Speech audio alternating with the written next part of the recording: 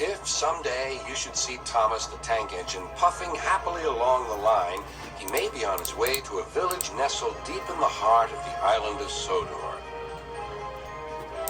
One November morning, Thomas whistled to all his friends. "It's nearly Thanksgiving, and I'll bring you lots of letters and parcels." But then, an early snowstorm came.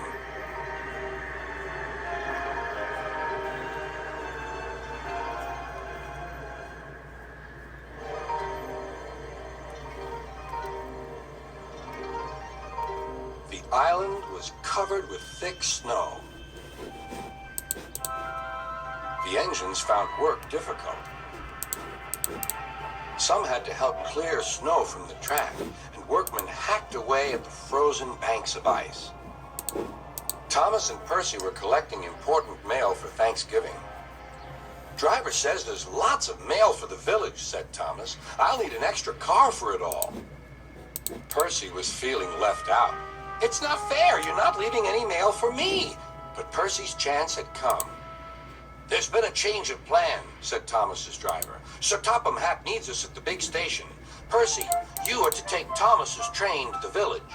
Percy was delighted. Thomas was sad. "I won't be able to say Happy Thanksgiving to all my friends." "Don't worry," said Percy kindly. "I'll do it for you." "It's not the same," sighed Thomas. Percy was making good time on his way to the village when suddenly, "What's that?" called his driver.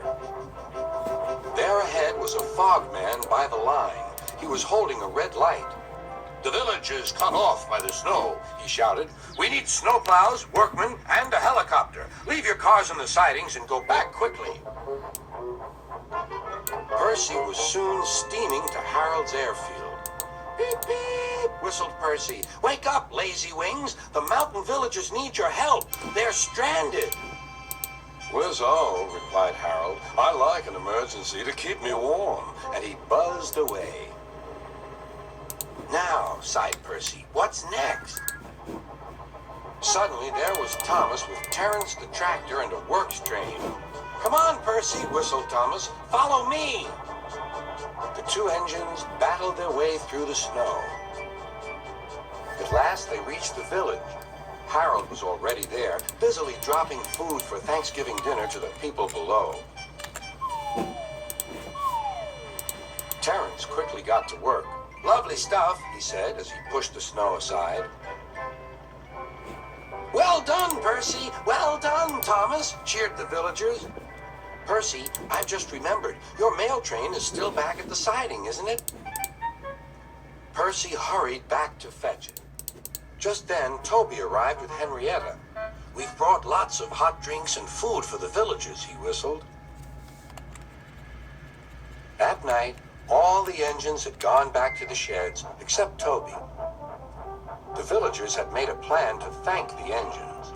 They loaded paint pots and parcels into Henrietta, and then they set off through the moonlit countryside.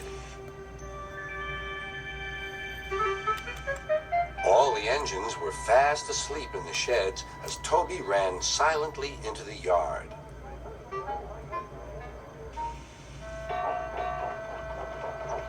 He had no idea what the villagers were going to do, but he knew it was going to be a big surprise.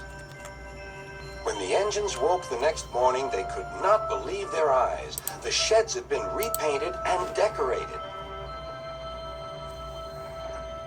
The engines whistled in delight, and everyone agreed that it was a really happy Thanksgiving.